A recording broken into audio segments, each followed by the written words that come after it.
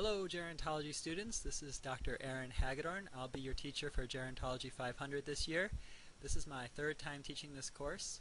When I inherited it, it was just a typed out course without any video back in 2008, and I started to incorporate a little bit of video in my first attempt, and now this year I've got all kinds of ideas for how to make the class a little bit more interactive. In the past, we mostly just used Blackboard's discussion board. This year, I hope to incorporate a little bit of the discussion board, and if I can get you guys to help me with posting videos and calling in to my telephone, and so we can share our voices with each other, I think it would be much more interesting. Just reading typed text that people write, it's hard to get to really know people and get a sense of who they are. We have a lot of expertise in this class. I know we have several professors. We have two professors from Spain joining us. We have a medical doctor from Puerto Rico, and many other students with a lot of experience, and I hope that we can incorporate some of your experience in the class and we can all learn from each other. I'll tell you just a little bit about myself.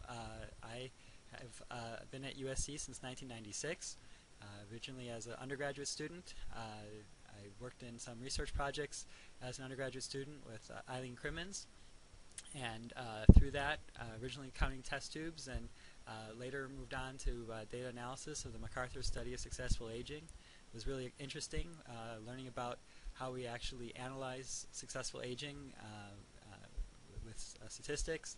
I got excited about statistics, got my name on a few publications, and while I was a master's student, and I got the Masters of Gerontology and a Masters of Health Administration here.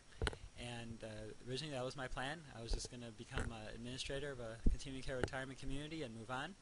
But I really enjoyed the research and stuck on for the PhD program here. And I wrote my dissertation about disability in older adults and how rates of disability are changing over time.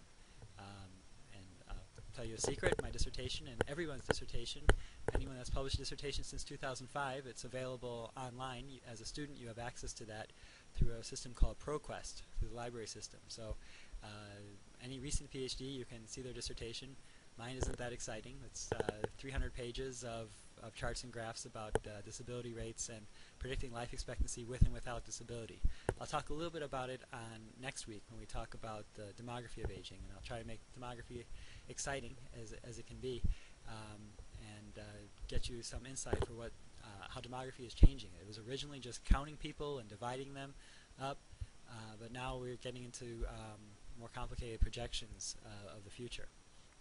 I want to tell you a little bit about our course website and how the course is going to work in this video, and I'll add more videos throughout the week to add to our discussion and try to encourage more dialogue amongst ourselves. Alright, I'm going to have to keep these videos short because of file size and minute limitations. I tend to post these up through YouTube because that's the easiest way to distribute it. We can also upload directly to Facebook or Ning. Ning is a website. You'll notice there's a link to it in the bottom of the Gerontology 500 links.